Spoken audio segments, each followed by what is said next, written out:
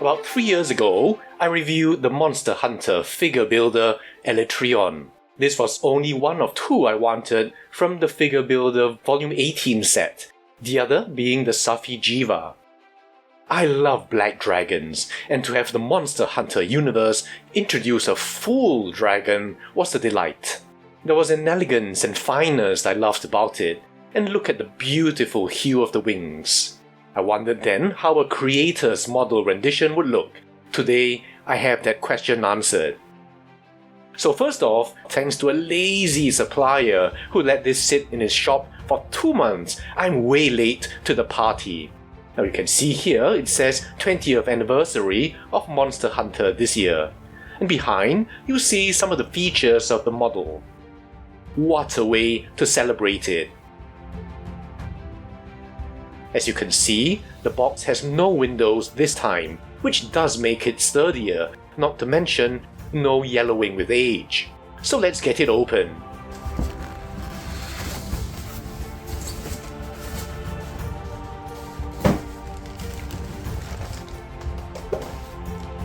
And here it is. Now just a quick turnaround, you can already see the colors.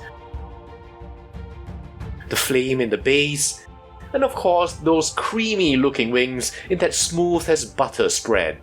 I will say, however, that in terms of science, the wings look to be too small to fly the body. But otherwise, they're just going to blow you away. I should also say that because the wings don't detach this time, it's hard to maneuver this guy around for the camera, but at least there are no seams. Now a closer look at the face here, and so much texture in the area. Moving down rostrally, just look at the layering. That already hints at what you'll see throughout. Scales galore. You'll already see that characteristic pompadour with all its spiny glory. Now see these tusks, painted and looking nicely keratinous, with an almost translucent look. There's a kind of armor plate that almost forms a beak but terminates before the blue of the upper jaw. Now a closer look here, you can see how smoothly faded the cyan is going into the grey-black. The eye is a most unusual blue pupil with an orange sclera. Here's a look at the right side, and you see clearly the elf or goblin-like ear. And unflatteringly, when you combine that with the hook nose, there is something almost witch-like about the visage. Now this is a damn spiky and spiny animal, as you can see. Again, that pompadour, which is actually a part I dislike most about this creature design. And just a quick look around will show you the general spikiness of this animal. I do like how the spines have the same color scheme as the tusks, a black that fades up into an almost translucent sharp tip in many areas. And here you catch a glimpse of that tuft of horns adorning the chest, almost like chest hair. And from the front here, you'll see a very electric streak of cyan blue, accenting the throat area and complementing that imbricated arrangement. Man, that blue in the area, I love this color, and being on a fantasy animal gives plenty of freedom that you might not get in a real dinosaur. You can see that central tuft, almost a spray of spikes, very nicely layered. Then here, going into the belly and groin, you see the transition to scales, and even then, different shapes and sizes and even styles. Now the disjointed look in the inguinal region is the only part I don't like, seeming too much like separated pieces, a loincloth almost. Now just a look at the double row of spikes down the back of the head, and the neck here, before transitioning into a single row down the spine. Very nice how you see the flanking scales as well.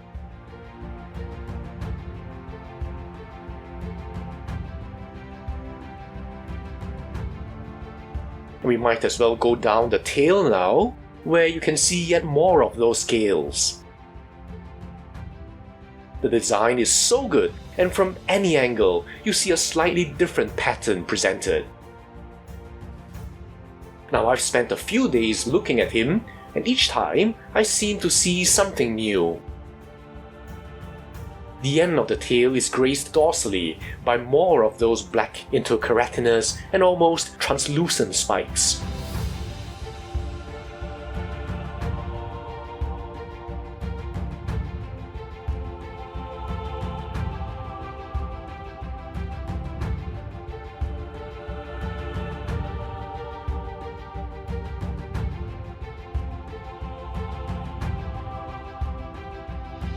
Now we move to the limbs, and first the wing arms. Now just look at that mosaic of tessellated scales flowing with the muscles, such as the arm flexor group here.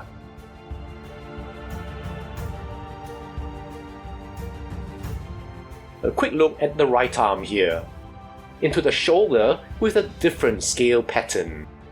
There's something hypnotic about those concentric crescents that remind me of the Chrysler Building.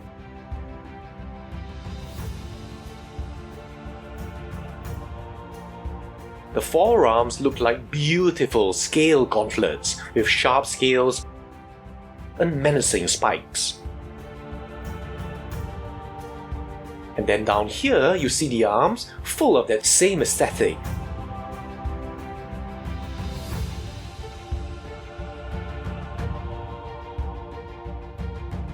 All the way down to the claws.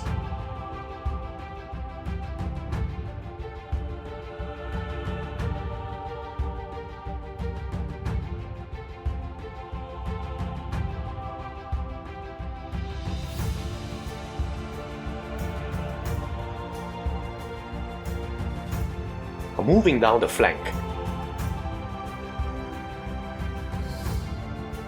And then the hind limbs. You'll see the same beautiful detail. There are no shortcuts anywhere, so that everywhere you look, you'll see a consistency of detail and relief.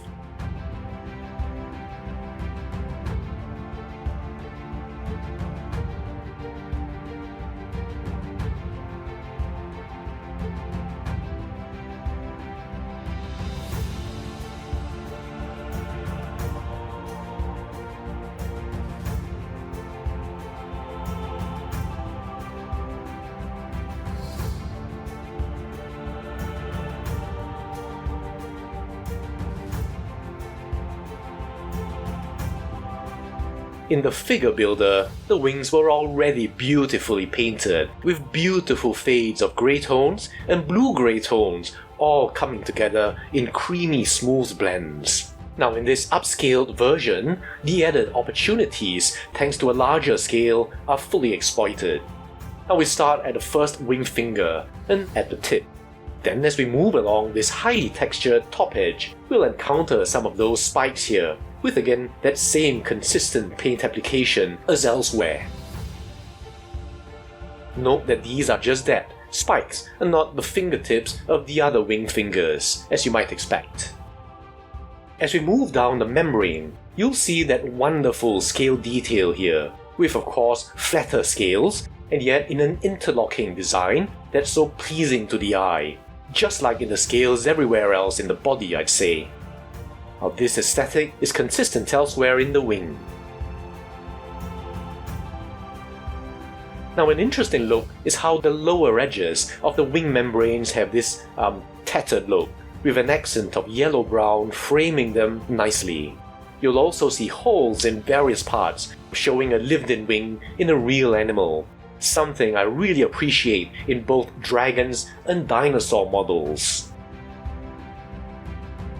The membranes next to the torso have again a very pleasing, parallel and almost concentric scheme of wonderfully sculpted patterns.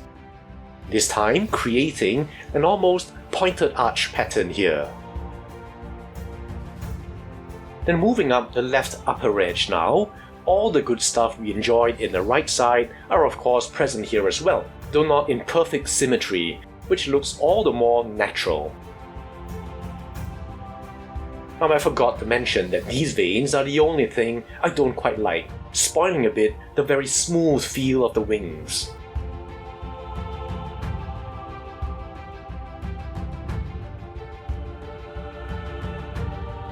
And now the left wing on the medial side. Just a once over. And such pleasing detail once again, in both the supporting fingers and also the membrane itself.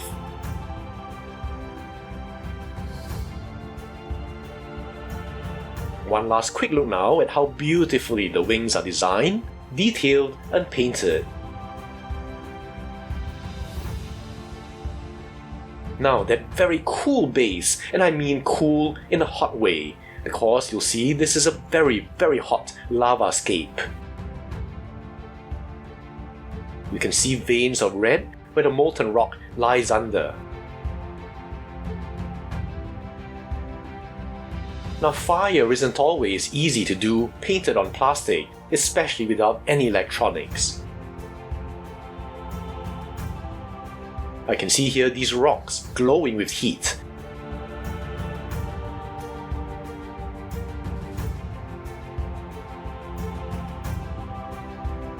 And then some of the flames here are painted very nicely.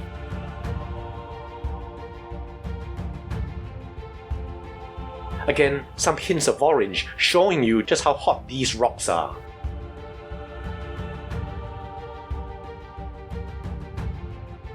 And underneath you see 4 non-skid pads, which is new.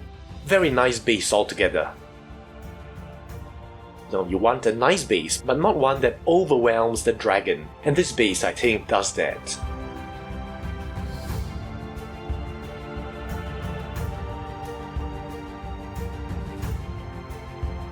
Alright, some comparisons.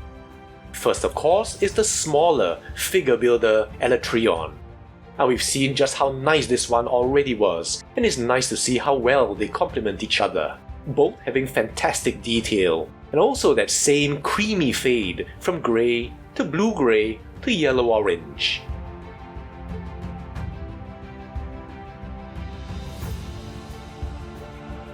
Then for a Creators model that most people will have, the very iconic Rathalos. Now I remember when this came out, it looked like a respectably sized model, but whoa, you see here that the Creators models have increased in size over time.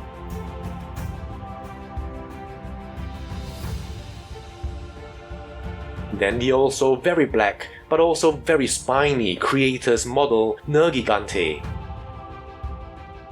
Now you can see that the form and the pose of this dragon is more compact, but because of that base, it's actually taller than our Alatreon today.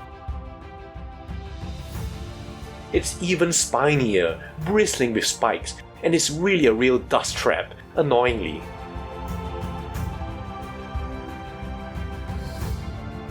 You'll see the quality of its base is very good as well, in its own way, in the same league as our model today.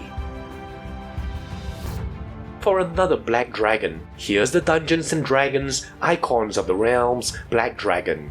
Now this series doesn't impress with its paint applications, but what you will appreciate is how huge these wings are. At least it looks like it could actually carry the animal in flight. And then my favorite Creators model of all time, the Kushala Daora. And despite the size difference, the Kushala just has that majestic and amazing presence that I've yet to see in other models that have followed. Also on a perch, it's still for my money the most majestic dragon in the series. Just like with Nergigante. Because of the high perch, it actually stands taller than the Alatreon. Now I know, to be fair, it's just the monster design itself, but the way the Kushala is, there's a complexity that makes it hard to describe in both form and color. There's a je ne sais quoi and mystery that, as good as the Alatreon is, just doesn't match up to. You'll see that kind of complexity in the design and color of the wings too.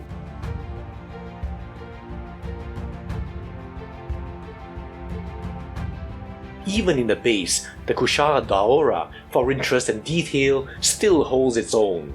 Again, I know this has to do with creature design, and I didn't think I'd yammer on so much about this, but it just struck me as to how the recent Creators models today seem to be missing something, and maybe you guys can give me your thoughts on this. And finally, for those of you dinosaur fans who decided to drop in on a dragon video, thank you.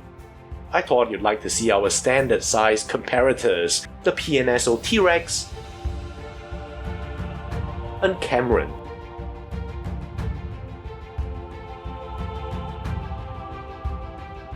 Alright, so much for the Creators Model Alatreon. Now, despite my long sidetrack into Kushala Daora, this is still a very wonderful model. In terms of detail, color scheme, paint application, just a scale design, and a base to match, this is a Creators model that's certainly worthy of shelf space if you can get it at decent prices. And now that we finally have this Creators Model Alatreon, dare we hope for a Creators Model Safi'jiiva?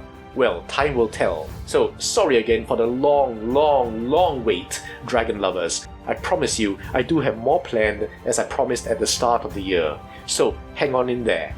I'll see you in the next video.